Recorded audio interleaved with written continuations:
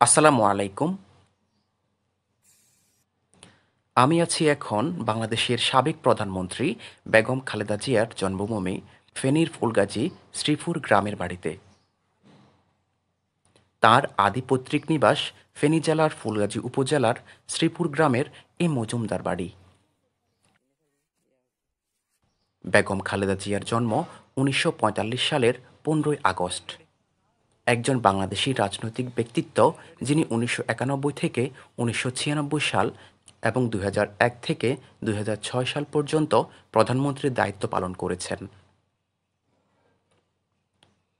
তিনি বাংলাদেশের প্রথম মহিলা প্রধানমন্ত্রী ও প্রধানমন্ত্রী রূপে মুসলিম সংখ্যাগরিষ্ঠ দেশগুলোর মাঝে দ্বিতীয় মহিলা সরকার প্রধান।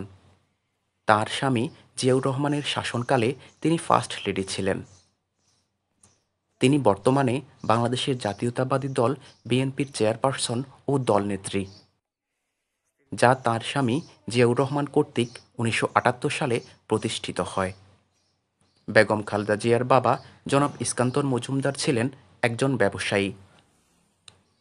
ইস্কান্তর মজুমদার ১৯১৯ সালে ফেনী থেকে জলপাইগুড়ি যান। বোনের বাসায় থেকে মেট্রিক পাশ করেন ও পরে চা ব্যবসায় জড়িত হন।